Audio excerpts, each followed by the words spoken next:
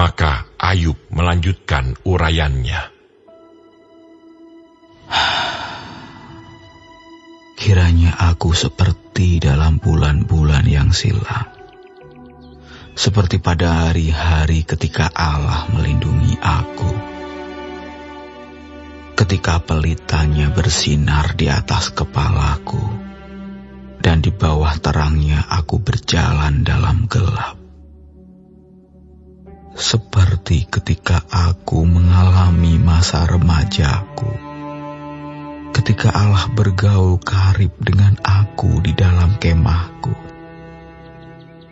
ketika Yang Maha Kuasa masih beserta aku, dan anak-anakku ada di sekelilingku, ketika langkah-langkahku bermandikan dadi, dan gunung batu mengalirkan sungai minyak di dekatku. Apabila aku keluar ke pintu gerbang kota dan menyediakan tempat dudukku di tengah-tengah lapangan, maka ketika aku kelihatan, mundurlah orang-orang muda dan bangkitlah orang-orang yang sudah lanjut umurnya, lalu tinggal berdiri. Para pembesar berhenti bicara dan menutup mulut mereka dengan tangan. Suara para pemuka membisu dan lidah mereka melekat pada langit-langitnya. Apabila telinga mendengar tentang aku, maka aku disebut berbahagia. Dan apabila mata melihat, maka aku dipuji. Karena aku menyelamatkan orang sengsara yang berteriak minta tolong, juga anak piatu yang tidak ada penolongnya. Aku mendapat ucapan berkat dari orang yang nyaris binasa, dan hati seorang janda kubuat bersukaria. Aku berpakaian kebenaran, dan keadilan menutupi aku seperti jubah dan serban. Aku menjadi mata bagi orang buta, dan kaki bagi orang lumpuh. Aku menjadi bapa bagi orang miskin, dan perkara orang yang tidak kukenal kuselidiki. Geraham orang curang kuremuk, dan merebut mangsanya dari giginya. Pikirku, bersama-sama dengan sarangku, aku akan binasa dan memperbanyak hari-hariku seperti burung feniks. Akarku mencapai air, dan embun bermalam di atas ranting-rantingku. Kemuliaanku selalu baru padaku, dan busurku kuat kembali di tanganku. Kepadakulah orang mendengar sambil menanti.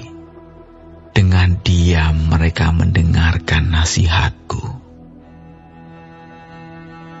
Sehabis bicaraku, tiada seorang pun angkat bicara lagi. Dan perkataanku menetes ke atas mereka. Orang menantikan aku seperti menantikan hujan, dan menadahkan mulutnya seperti menadah hujan pada akhir musim. Aku tersenyum kepada mereka ketika mereka putus asa, dan seri mukaku tidak dapat disuramkan mereka. Aku menentukan jalan mereka dan duduk sebagai pemimpin.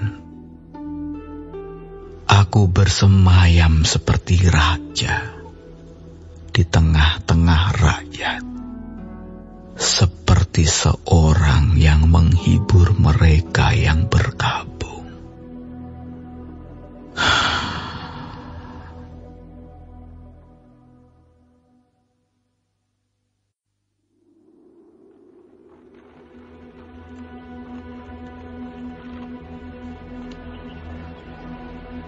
Tetapi sekarang aku ditertawakan mereka yang umurnya lebih muda daripadaku, yang ayah-ayahnya kupandang terlalu hina untuk ditempatkan bersama-sama dengan anjing penjaga kambing dombaku. Lagi pula, apakah gunanya bagiku kekuatan tangan mereka? Mereka sudah kehabisan tenaga. Mereka merana karena kekurangan dan kelaparan.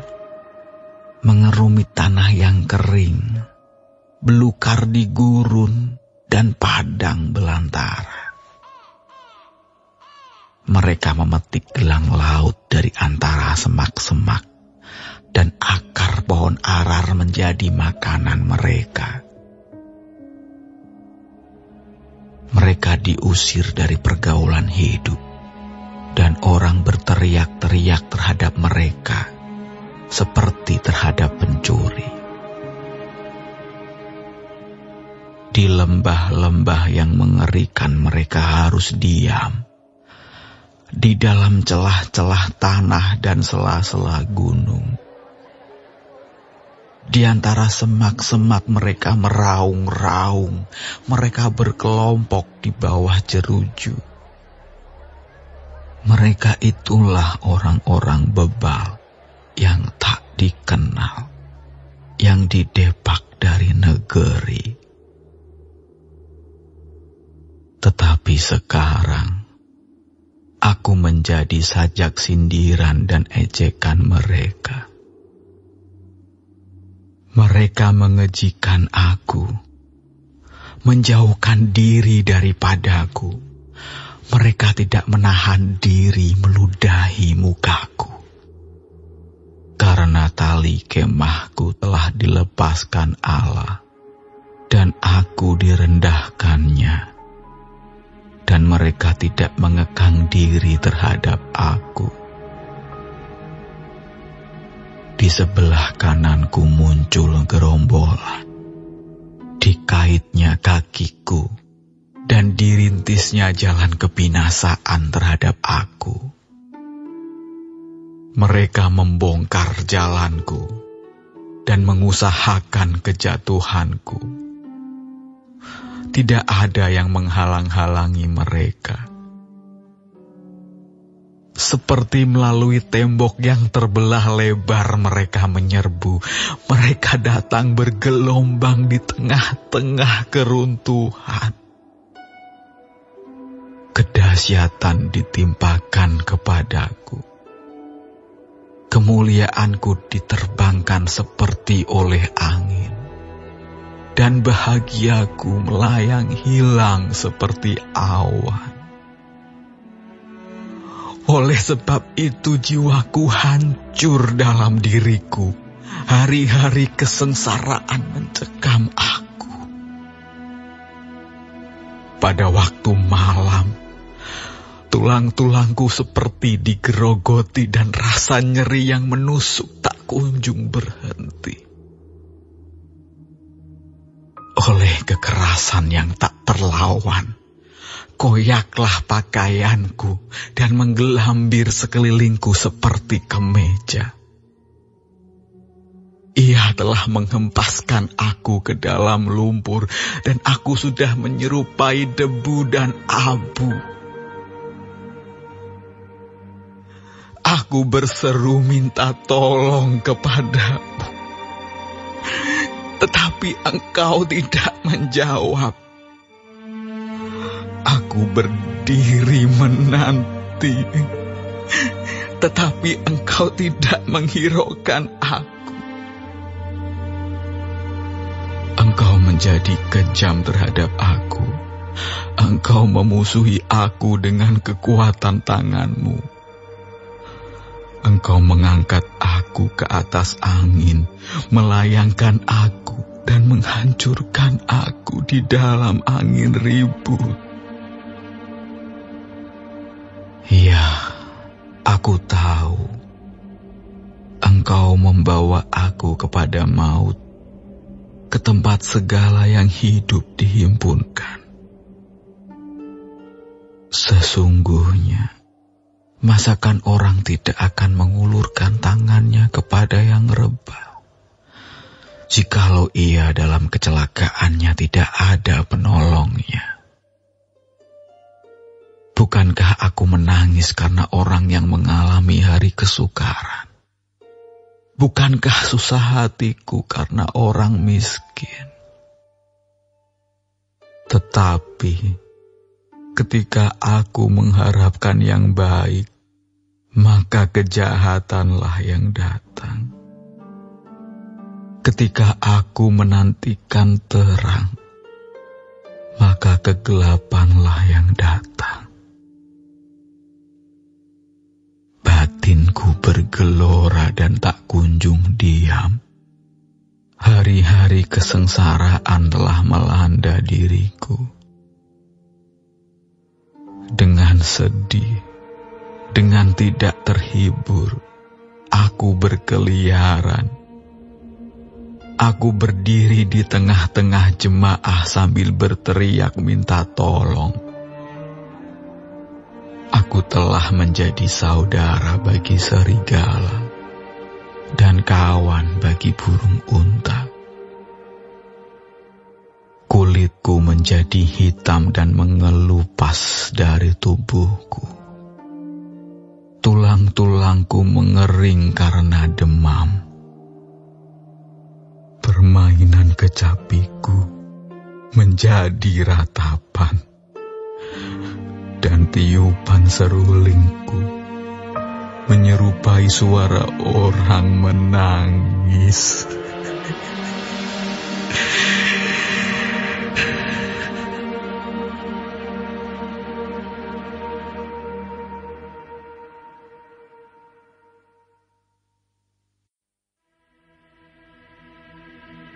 Haleluya.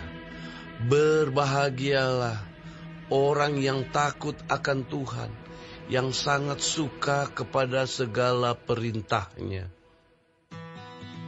Anak cucunya akan perkasa di bumi.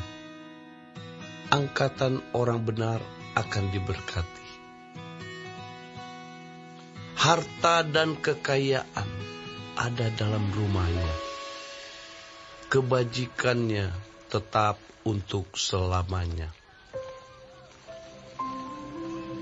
Di dalam gelap terbit terang bagi orang benar. Pengasih dan penyayang, orang yang adil. Mujur, orang yang menaruh belas kasihan dan yang memberi pinjaman, yang melakukan urusannya dengan sewajarnya. Sebab ia takkan goyah untuk selama-lamanya. Orang benar itu akan diingat selama-lamanya. Ia tidak takut kepada kabar celaka. Hatinya tetap penuh kepercayaan kepada Tuhan. Hatinya teguh, ia tidak takut, sehingga ia memandang rendah para lawannya. Ia membagi-bagikan, ia memberikan kepada orang miskin. Kebajikannya tetap untuk selama-lamanya. Tanduknya meninggi dalam kemuliaan. Orang fasik melihat, lalu sakit hati. Ia menggertakkan giginya, lalu hancur. Keinginan orang fasik akan menuju kebinasaan.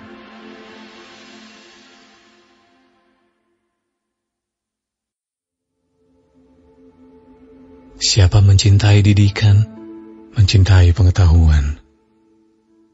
Tetapi siapa membenci teguran adalah dungu. Orang baik dikenan Tuhan, tetapi si penipu dihukumnya. Orang tidak akan tetap tegak karena kefasikan, tetapi akar orang benar tidak akan goncang.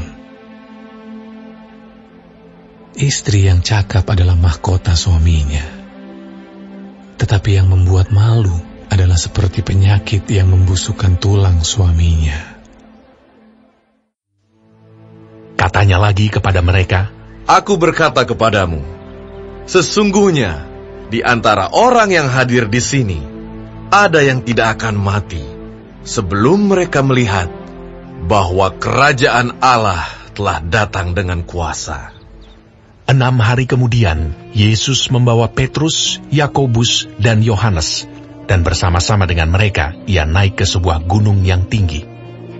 Di situ mereka sendirian saja. Lalu Yesus berubah rupa di depan mata mereka, dan pakaiannya sangat putih berkilat-kilat.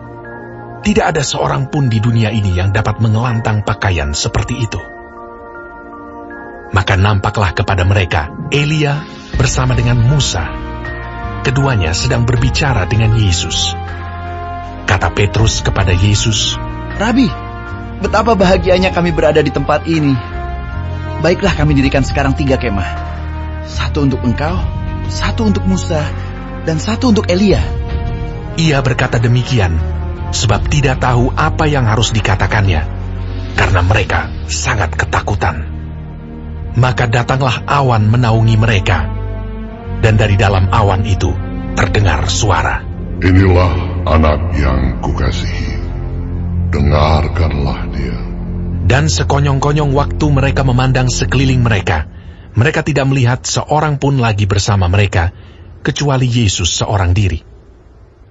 Pada waktu mereka turun dari gunung itu, Yesus berpesan kepada mereka supaya mereka jangan menceritakan kepada seorang pun apa yang telah mereka lihat itu, sebelum Anak Manusia bangkit dari antara orang mati. Mereka memegang pesan tadi sambil mempersoalkan di antara mereka apa yang dimaksud dengan bangkit dari antara orang mati. Lalu mereka bertanya kepadanya, Mengapa ahli-ahli Taurat berkata bahwa Elia harus datang dahulu? Jawab Yesus, Memang Elia akan datang dahulu dan memulihkan segala sesuatu. Hanya bagaimanakah dengan yang ada tertulis mengenai Anak Manusia, bahwa ia akan banyak menderita dan akan dihinakan? Tetapi aku berkata kepadamu, memang Elia sudah datang, dan orang memperlakukan dia menurut kehendak mereka, sesuai dengan yang ada tertulis tentang dia. Ketika Yesus, Petrus, Yakobus, dan Yohanes kembali pada murid-murid lain, mereka melihat orang banyak mengerumuni murid-murid itu, dan beberapa ahli Taurat sedang mempersoalkan sesuatu dengan mereka. Pada waktu orang banyak itu melihat Yesus, tercenganglah mereka semua dan bergegas menyambut dia. Lalu Yesus bertanya kepada mereka, Apa yang kamu persoalkan dengan mereka? Kata seorang dari orang banyak itu, Guru, anakku ini kubawa kepadamu karena ia kerasukan roh yang membisukan dia. Dan setiap kali roh itu menyerang dia, roh itu membantingkannya ke tanah. Lalu mulutnya berbusa, giginya bekertakan, dan tubuhnya menjadi kejang. Aku sudah meminta kepada murid-muridmu supaya mereka mengusir roh itu, tetapi mereka tidak dapat. Maka kata Yesus kepada mereka, Hai kamu angkatan yang tidak percaya, berapa lama lagi aku harus tinggal di antara kamu? Berapa lama lagi aku harus sabar terhadap kamu? Bawalah anak itu kemari. Lalu mereka membawanya kepadanya. Waktu roh itu melihat Yesus, anak itu segera digoncang-goncangnya, dan anak itu terpelanting ke tanah dan terguling-guling, sedang mulutnya berbusa. Lalu Yesus bertanya kepada ayah anak itu, Sudah berapa lama ia mengalami ini? Jawabnya, Sejak masa kecilnya. Dan seringkali roh itu menyeretnya ke dalam api ataupun ke dalam air untuk membinasakannya. Sebab itu, jika engkau dapat berbuat sesuatu, tolonglah kami dan kasihanilah kami. Jawab Yesus, katamu, jika engkau dapat. Tidak ada yang mustahil bagi orang yang percaya. Segera ayah anak itu berteriak, Aku percaya, tolonglah aku yang tidak percaya ini. Ketika Yesus melihat orang banyak makin datang berkerumun, ia menegur roh jahat itu dengan keras. Katanya, Hai kau roh yang menyebabkan orang menjadi bisu dan tuli, aku memerintahkan engkau, keluarlah daripada anak ini dan jangan memasukinya lagi. Lalu keluarlah roh itu sambil berteriak dan menggoncang-goncang anak itu dengan hebatnya. Anak itu kelihatannya seperti orang mati, sehingga banyak orang yang berkata, Ia sudah mati. Tetapi Yesus memegang tangan anak itu dan membangunkannya, lalu ia bangkit sendiri. Ketika Yesus sudah di rumah dan murid-muridnya sendirian dengan dia, bertanyalah mereka, Mengapa kami tidak dapat mengusir roh itu? Jawabnya kepada mereka, Jenis ini tidak dapat diusir kecuali dengan berdoa. Yesus dan murid-muridnya berangkat dari situ dan melewati Galilea. Dan Yesus tidak mau hal itu diketahui orang, sebab ia sedang mengajar murid-muridnya. Ia berkata kepada mereka, Anak manusia akan diserahkan ke dalam tangan manusia, dan mereka akan membunuh dia. Dan 3 hari sesudah ia dibunuh, ia akan bangkit. Mereka tidak mengerti perkataan itu, namun segan menanyakannya kepadanya. Kemudian tibalah Yesus dan murid-muridnya di Kapernaum. Ketika Yesus sudah di rumah, ia bertanya kepada murid-muridnya, Apa yang kamu perbincangkan tadi di tengah jalan? Tetapi mereka diam, sebab di tengah jalan tadi mereka mempertengkarkan siapa yang terbesar di antara mereka. Lalu Yesus duduk dan memanggil ke-12 murid itu. Katanya kepada mereka, Jika seseorang ingin menjadi yang terdahulu, hendaklah ia menjadi yang terakhir dari semuanya, dan pelayan dari semuanya. Maka Yesus mengambil seorang anak kecil dan menempatkannya di tengah-tengah mereka.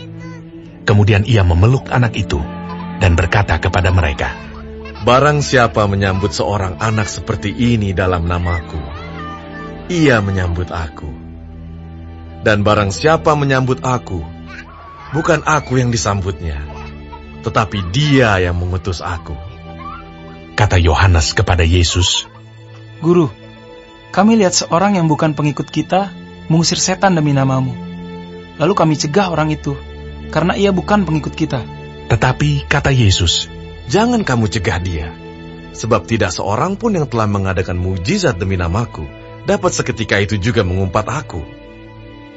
Barang siapa tidak melawan kita, ia ada di pihak kita. Aku berkata kepadamu, sesungguhnya, barang siapa memberi kamu minum secangkir air, oleh karena kamu adalah pengikut Kristus, ia tidak akan kehilangan upahnya.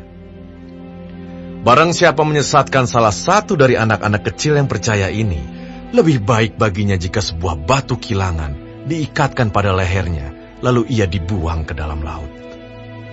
Dan jika tanganmu menyesatkan engkau, penggalah, karena lebih baik engkau masuk ke dalam hidup dengan tangan kudung, daripada dengan utuh kedua tanganmu dibuang ke dalam neraka, ke dalam api yang tak terpadamkan. Di tempat itu, ulatnya tidak akan mati, dan apinya tidak akan padam. Dan jika kakimu menyesatkan engkau, penggalah, karena lebih baik engkau masuk ke dalam hidup dengan timpang, daripada dengan utuh kedua kakimu dicampakkan ke dalam neraka. Di tempat itu, ulatnya tidak akan mati, dan apinya tidak akan padam.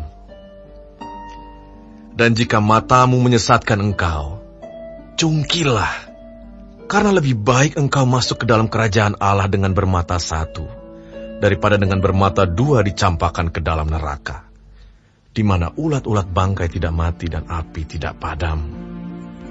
Karena setiap orang akan digarami dengan api. Garam memang baik, tetapi jika garam menjadi hambar, dengan apakah kamu mengasinkannya? Hendaklah kamu selalu mempunyai garam dalam dirimu, dan selalu hidup berdamai yang seorang dengan yang lain. Dan sekarang, tentang hal-hal yang kamu tuliskan kepadaku, adalah baik bagi laki-laki kalau ia tidak kawin. Tetapi mengingat bahaya percabulan, baiklah setiap laki-laki mempunyai istrinya sendiri, dan setiap perempuan mempunyai suaminya sendiri. Hendaklah suami memenuhi kewajibannya terhadap istrinya, demikian pula istri terhadap suaminya. Istri tidak berkuasa atas tubuhnya sendiri, tetapi suaminya. Demikian pula suami tidak berkuasa atas tubuhnya sendiri, tetapi istrinya. Janganlah kamu saling menjauhi, kecuali dengan persetujuan bersama untuk sementara waktu, supaya kamu mendapat kesempatan untuk berdoa. Sesudah itu hendaklah kamu kembali hidup bersama-sama, supaya iblis jangan menggoda kamu, karena kamu tidak tahan bertarak. Hal ini kukatakan kepadamu sebagai kelonggaran, bukan sebagai perintah. Namun demikian alangkah baiknya kalau semua orang seperti aku. Tetapi setiap orang menerima dari Allah karunia-Nya yang khas, yang seorang karunia ini, yang lain karunia itu. Tetapi kepada orang-orang yang tidak kawin dan kepada janda-janda aku anjurkan, supaya baiklah mereka tinggal dalam keadaan seperti aku. Tetapi kalau mereka tidak dapat menguasai diri, baiklah mereka kawin. Sebab lebih baik kawin daripada hangus karena hawa nafsu. Kepada orang-orang yang telah kawin, bukan aku, tetapi Tuhan perintahkan, supaya seorang istri tidak boleh menceraikan suaminya. Dan jikalau ia bercerai, ia harus tetap hidup tanpa suami, atau berdamai dengan suaminya. Dan seorang suami tidak boleh menceraikan istrinya. Kepada orang-orang lain, bukan Tuhan katakan, kalau ada seorang saudara beristrikan seorang yang tidak beriman, dan perempuan itu mau hidup bersama-sama dengan dia, janganlah saudara itu menceraikan dia. Dan kalau ada seorang istri bersuamikan seorang yang tidak beriman, dan laki-laki itu mau hidup bersama-sama dengan dia, janganlah ia menceraikan laki-laki itu. Karena suami yang tidak beriman itu dikuduskan oleh istrinya, dan istri yang tidak beriman itu dikuduskan oleh suaminya. Andai kata tidak demikian, niscaya anak-anakmu adalah anak cemar, tetapi sekarang mereka adalah anak-anak kudus. Tetapi kalau orang yang tidak beriman itu mau bercerai, biarlah ia bercerai. Dalam hal yang demikian, saudara atau saudari tidak terikat. Tetapi Allah memanggil kamu untuk hidup dalam damai sejahtera. Sebab bagaimanakah engkau mengetahui, hai istri, apakah engkau tidak akan menyelamatkan suamimu? Atau bagaimanakah engkau mengetahui, hai suami, apakah engkau tidak akan menyelamatkan istrimu? Selanjutnya, hendaklah tiap-tiap orang tetap hidup seperti yang telah ditentukan Tuhan baginya, dan dalam keadaan seperti waktu ia dipanggil Allah. Inilah ketetapan yang kuberikan kepada semua jemaat. Kalau seorang dipanggil dalam keadaan bersunat, janganlah ia berusaha meniadakan tanda-tanda sunat itu. Dan kalau seorang dipanggil dalam keadaan tidak bersunat, janganlah ia mau bersunat. Sebab bersunat atau tidak bersunat tidak penting. Yang penting ialah mentaati hukum-hukum Allah. Baiklah tiap-tiap orang tinggal dalam keadaan seperti waktu ia dipanggil Allah. Adakah engkau hamba waktu engkau dipanggil? Itu tidak apa-apa. Tetapi jikalau engkau mendapat kesempatan untuk dibebaskan, pergunakanlah kesempatan itu. Sebab seorang hamba yang dipanggil oleh Tuhan dalam pelayanannya adalah orang bebas, milik Tuhan. Demikian pula, orang bebas yang dipanggil Kristus adalah hambanya. Kamu telah dibeli dan harganya telah lunas dibayar. Karena itu janganlah kamu menjadi hamba manusia. Saudara-saudara, hendaklah tiap-tiap orang tinggal di hadapan Allah dalam keadaan seperti pada waktu ia dipanggil. Sekarang tentang para gadis. Untuk mereka aku tidak mendapat perintah dari Tuhan. Tetapi aku memberikan pendapatku sebagai seorang yang dapat dipercayai karena rahmat yang diterimanya dari Allah. Aku berpendapat bahwa mengingat waktu darurat sekarang adalah baik bagi manusia untuk tetap dalam keadaannya. Adakah engkau terikat pada seorang perempuan? Janganlah engkau mengusahakan perceraian. Adakah engkau tidak terikat pada seorang perempuan? Janganlah engkau mencari seorang. Tetapi kalau engkau kawin, engkau tidak berdosa. Dan kalau seorang gadis kawin, ia tidak berbuat dosa.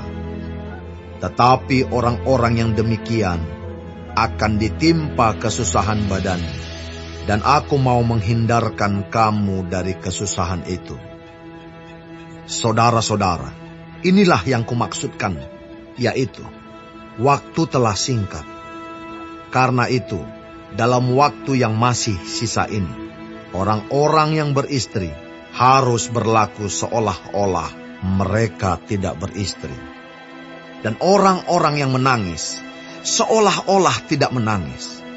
Dan orang-orang yang bergembira seolah-olah tidak bergembira.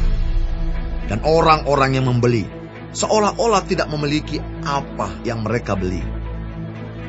Pendeknya, orang-orang yang mempergunakan barang-barang duniawi seolah-olah sama sekali tidak mempergunakannya. Sebab dunia seperti yang kita kenal sekarang akan berlalu. Aku ingin supaya kamu hidup tanpa kekhawatiran. Orang yang tidak beristri memusatkan perhatiannya pada perkara Tuhan, bagaimana Tuhan berkenan kepadanya. Orang yang beristri memusatkan perhatiannya pada perkara duniawi, bagaimana ia dapat menyenangkan istrinya. Dan dengan demikian, perhatiannya terbagi-bagi. Perempuan yang tidak bersuami dan anak-anak gadis memusatkan perhatian mereka pada perkara Tuhan, supaya tubuh dan jiwa mereka kudus. Tetapi perempuan yang bersuami memusatkan perhatiannya pada perkara duniawi, bagaimana ia dapat menyenangkan suaminya.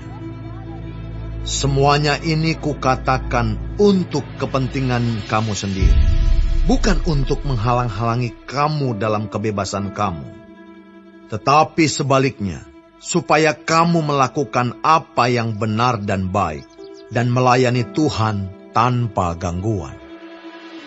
Tetapi jikalau seorang menyangka bahwa ia tidak berlaku wajar terhadap gadisnya, jika gadisnya itu telah bertambah tua, dan ia benar-benar merasa bahwa mereka harus kawin, baiklah mereka kawin kalau ia menghendakinya. Hal itu bukan dosa. Tetapi kalau ada seorang yang tidak dipaksa untuk berbuat demikian, benar-benar yakin dalam hatinya dan benar-benar menguasai kemauannya, telah mengambil keputusan untuk tidak kawin dengan gadisnya, ia berbuat baik. Jadi orang yang kawin dengan gadisnya berbuat baik, dan orang yang tidak kawin dengan gadisnya berbuat lebih baik. Istri terikat selama suaminya hidup. Kalau suaminya telah meninggal, ia bebas untuk kawin dengan siapa saja yang dikehendakinya, asal orang itu adalah seorang yang percaya. Tetapi menurut pendapatku, ia lebih berbahagia kalau ia tetap tinggal dalam keadaannya. Dan aku berpendapat bahwa aku juga mempunyai Roh Allah.